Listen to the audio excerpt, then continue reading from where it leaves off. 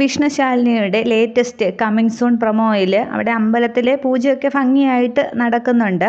അതിനുശേഷമാണെങ്കിൽ സത്യമാണെങ്കിൽ അവിടെ വിളക്ക് കത്തിക്കാനായിട്ട് സാധിക്കുമ്പോൾ അച്ഛൻ വരും, അച്ഛനെ കാണാനായിട്ട് കഴിയും. കൂടാതെ വിഷ്ണുവും പറഞ്ഞല്ലോ ഈ പൂജയും ഹോമവും ഒക്കെ കഴിയുമ്പോൾ പിന്നെ സത്യമോളുടെ അച്ഛൻ വരും എന്നുള്ളത് ഈ കുട്ടി അങ്ങോട്ട് ഉറച്ച് വിശ്വസിക്കുകയാണ്. അന്നേരം അന്നത്തെ ദിവസം അച്ഛനെ കാണാൻ പറ്റും എന്ന് തന്നെ സത്യ ഉറച്ച് വിശ്വസിക്കുകയാണ്. അതിനുശേഷം ശാലിനിയും സത്യയും ഒക്കെ തിരികെ വീട്ടിലേക്ക് പോകുന്നുണ്ട്. പക്ഷെ വീട്ടിലേക്ക് എത്തുന്ന സത്യമാണെങ്കിൽ അച്ഛൻ തന്നെ കാണാൻ വരും എന്നുള്ളൊരു വിശ്വാസത്തിൽ കാത്തിരിക്കുകയാണ്. കൂടെ ഗേറ്റിൻ്റെ അടുത്തേക്ക് പോയി നോക്കിയിട്ട് എൻ്റെ അച്ഛൻ ഉടനെ തന്നെ വരും എന്ന് പറഞ്ഞിട്ട് ഗേറ്റിൽ പോയി പിടിച്ചുകൊണ്ട് നിൽക്കുകയാണ്. വഴിയിലോട്ട് വഴിക്കണ്ണുമായിട്ട് നോക്കി നിൽക്കുന്നുണ്ട് ഈ കുട്ടി. അന്നേരം ഇത് കാണുമ്പോൾ ശാരദാമ്മയ്ക്ക് ആകെപ്പാടെങ്ങ് സങ്കടമാവുകയാണ്. ശാലിനിയും വിഷമിക്കുകയാണ്. ശാരദാമ്മ പറയുന്നുണ്ട് ഇത് എവിടെ പോയി അവസാനം നിൽക്കുമെന്ന് എനിക്കറിയില്ല എന്ന് പറഞ്ഞിട്ട് ശാരദാമ്മ ആകെ അങ്ങ് സങ്കടപ്പെടുന്നുണ്ട്. ഈ കുട്ടിയെ നോക്കി നിൽക്കുകയാണ്. കുട്ടിയാണെങ്കിൽ ഗേറ്റ് പിടിച്ചുകൊണ്ട് അച്ഛൻ വരും, അച്ഛൻ ഇപ്പോൾ വരും എന്നുള്ളൊരു ഉദ്ദേശത്തിൽ ഉറച്ചു വിശ്വസിച്ച് നിൽക്കുകയാണ്. അതിനുശേഷം കാണിക്കുന്നത് സുസ്മിതയാണെങ്കിൽ സത്യഭാമയുടെ വീട്ടിലേക്ക് വരുന്ന ആ ഒരു സീൻ കാണിക്കുന്നുണ്ട്.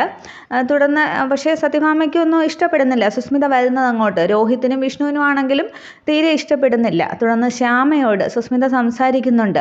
നിൻ്റെ ജീവിതത്തിൻ്റെ അടിവേര് അറുക്കാനായിട്ട് എൻ്റെ ഒരു ഒറ്റ വാക്ക് മതി എന്നിങ്ങനെ പറയുമ്പോൾ ശ്യാമ ഇങ്ങനെ പേടിച്ച് നിൽക്കുകയാണ്. അന്നേരം ശ്യാമ വിശ്വസിക്കുന്നുണ്ട് ഇനി സുസ്മിത കാര്യങ്ങളൊക്കെ അറിഞ്ഞിട്ടാണോ വരുന്നത് എന്നുള്ളൊരു പേടി ശ്യാമയുടെ മനസ്സിലുണ്ട്. അന്നേരം രോഹിത് അങ്ങോട്ട് തട്ടിക്കയറാൻ ശ്രമിക്കുന്നുണ്ട്.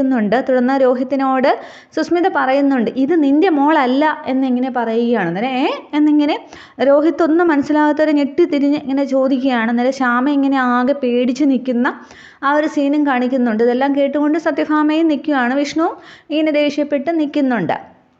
ഇത്രയുമാണ് പിന്നെ പ്രൊമോ സീനിൽ വന്നിരിക്കുന്നത്. അപ്പോൾ അവിടെയാണെങ്കിൽ ഈ സത്യമാണെങ്കിൽ അച്ഛൻ വരും എന്നും പറഞ്ഞ് നിൽക്കുകയാണല്ലോ. അച്ഛൻ വന്നിട്ടേ ഭക്ഷണം കഴിക്കൂ, അച്ഛനെ സ്വീകരിക്കാനൊക്കെ ആയിട്ട് ഈ കുട്ടി തയ്യാറെടുത്ത് നിൽക്കുകയാണ്. കൂടെ പോയി ഗേറ്റിൻ്റെ അടുത്തൊക്കെ പോയി നോക്കി ശാരദാമ്മയും ശാലിനിയും ഒക്കെ ഭക്ഷണം കൊണ്ട് കൊടുത്തിട്ടും കഴിക്കുകയില്ല, ഒന്നും ചെയ്യത്തുമില്ല. ഈ കുട്ടി ഇങ്ങനെ ആകെ വിഷമിച്ചിരിക്കുന്ന ആ ഒരു സീനാണ് കാണിക്കുന്നത്. അതിനുശേഷമാണെങ്കിൽ അവിടെ ശാലിനി ആണെങ്കിൽ ഈ ഭക്ഷണം കഴിക്കാത്തതിലും സത്യയോട് ദേഷ്യപ്പെടുകയും വഴക്ക് പറയുകയും ഒക്കെ ചെയ്യും. പക്ഷേ എത്ര സ്നേഹത്തോട് സംസാരിച്ചിട്ടും പിന്നെ ദേഷ്യപ്പെട്ടിട്ടും പക്ഷേ സത്യമാണെങ്കിൽ ഭക്ഷണം കഴിക്കാനൊന്നും അങ്ങോട്ട് കൂട്ടാകില്ല. അന്നേരം ശാലിനി ആകെ വിഷമിച്ച് ഇങ്ങനെ ഇരിക്കുന്നുണ്ട്. അന്നേരമാണ് പപ്പി ഇവിടേക്ക് വരുന്നത് കാണിക്കുന്നുണ്ട്. ഈ റീമേക്കിൽ അങ്ങനെയൊക്കെയാണ് കാണിക്കുന്നത്. പപ്പി വീണ്ടും ശാരദാമ്മയുടെ വീട്ടിലേക്ക് വരുന്ന ആ ഒരു സീൻ കാണിക്കുന്നുണ്ട്. അന്നേരം ശാലിനി ആണെങ്കിൽ ഇങ്ങനെ പ്രാർത്ഥിക്കുന്നത് കേൾക്കുമ്പോൾ പപ്പിക്ക് വിഷമാവുന്നുണ്ട്. പക്ഷേ പിന്നീട് സത്യ റൂമിൽ ചെന്ന് നോക്കുമ്പോൾ സത്യയെ കാണില്ല. അന്നേരം അവർ അവിടെയൊക്കെ അന്വേഷിച്ച് പോവുകയാണ്. പപ്പിയും ഈ ശാലിനിയോടൊപ്പം പോകും. അന്നേരം അമ്പലത്തിൽ കാണും എന്നുള്ള ഒരു ഉദ്ദേശം അവർക്കുണ്ട്. തുടർന്ന് അമ്പലത്തിലേക്ക് ചെല്ലുമ്പോഴും അവിടെയും ഈ സത്യമാണെങ്കിൽ പ്രാർത്ഥിച്ച് നിൽക്കുകയാണ്. എൻ്റെ അച്ഛനെ കാണണം, എൻ്റെ അച്ഛൻ വരുമെന്ന് പറഞ്ഞിട്ട് വന്നില്ലല്ലോ എന്നും പറഞ്ഞ് ഇങ്ങനെ പ്രാർത്ഥിച്ച് നിൽക്കുകയാണ്. അന്നേരം ഈ ശാലിനിയും പപ്പിയും കൂടി അവിടേക്ക് ചെല്ലുമ്പോഴേക്കും കുഞ്ഞിൽ നിന്ന് പ്രാർത്ഥിക്കുന്നുണ്ട്. പക്ഷെ പെട്ടെന്ന് ബോധം കെട്ട് വീഴുകയാണ് ചെയ്യുന്നത്. ഭക്ഷണം ഒന്നും കഴിക്കാത്തതിലും ആകെ അവശയാകുന്ന ഈ കുട്ടി ക്ഷീണിച്ച് വീഴുന്നുണ്ട്. തുടർന്ന് ശാലിനിയും പപ്പിയും കൂടി ഈ കുട്ടിയെ സത്യയെ ഹോസ്പിറ്റലിൽ കൊണ്ടുപോവുകയാണ്. അന്നേരം ഭക്ഷണം കഴിക്കാത്തത് കൊണ്ടാണ് ഇങ്ങനെ വന്നതെന്ന് എല്ലാവർക്കും അറിയാം, ഡോക്ടർക്ക് മനസ്സിലാകുന്നുണ്ട്.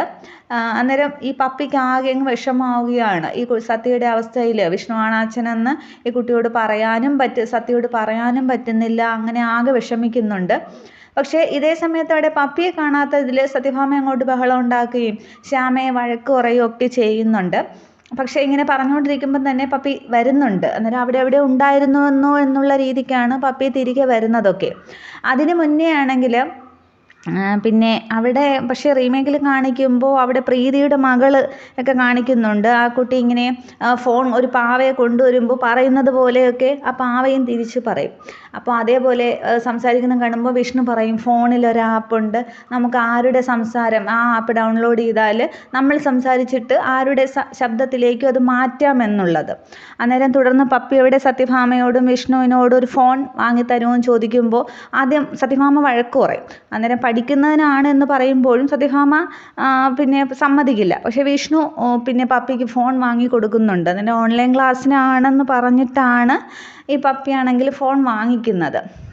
തുടർന്ന് ഈ പപ്പിയാണെങ്കിൽ ആ പറഞ്ഞ ആപ്പ് ഡൗൺലോഡ് ചെയ്തിട്ട് പിന്നെ സത്യയെ ഫോൺ വിളിക്കും. അതായത് സത്യയുടെ അച്ഛനാണ് എന്നുള്ള രീതിക്കാണ് സംസാരിക്കുന്നത്. തുടർന്ന് സത്യ സംസാരിക്കുമ്പോൾ ആ വിഷ്ണുവിൻ്റെ ശബ്ദമായിട്ടാണ് സത്യയ്ക്ക് അവിടെ ചെല്ലുന്നത്. അന്നേരം ഈ ഹോസ്പിറ്റലിൽ കൊണ്ടുപോയ ശേഷം തിരികെ പിന്നെ സത്യ വീട്ടിലെത്തുമ്പോൾ ഇങ്ങനെ കട്ടിലിൽ കിടക്കുമ്പോൾ പപ്പി ഫോൺ വിളിക്കുകയാണ് ചെയ്യുന്നത്. തുടർന്ന് അച്ഛനാണ് എന്ന് പറഞ്ഞാണ് സംസാരിക്കുന്നത്. അന്നേരം അച്ഛനെ കാണാൻ പറ്റിയില്ലെങ്കിലും ശബ്ദം കേൾക്കുമ്പോൾ ഈ കുട്ടിക്ക് ഒരുപാട് സന്തോഷമാവുന്നുണ്ട്.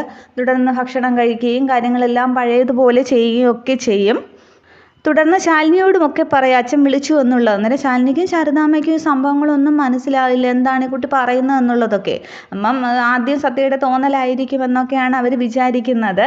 പക്ഷേ പപ്പിയാണ് ഈ ഫോൺ വിളിച്ച് സത്യയോട് സംസാരിക്കുന്നതൊക്കെ. അതിനുശേഷം കാണിക്കുന്നത് ഈ വീട്ടിൽ ചെല്ലുന്ന പപ്പിയാണെങ്കിൽ ഈ സത്യയുടെ അവസ്ഥയെക്കുറിച്ച് ശ്യാമയോട് പറയുന്നത് വിഷ്ണു കേൾക്കാനിട വരികയാണ്. അന്നേരം വിഷ്ണുവിന് ഒരുപാട് സങ്കടം വരും. തുടർന്ന് വിഷ്ണു ശാരദാമ്മയുടെ വീട്ടിലേക്ക് പോവുകയാണ് ചെയ്യുന്നത് സത്യയെ കാണാനായിട്ട്. തുടർന്ന് വിഷ്ണുവോടെ ഒരു തീരുമാനമെടുക്കും. എന്തായാലും അമ്മ ശാലിനിയോടൊപ്പം താമസിക്കാനായിട്ട് സമ്മതിക്കില്ല എന്നവിടെ വിഷ്ണുവിന് വ്യക്തമാകുന്നുണ്ട്.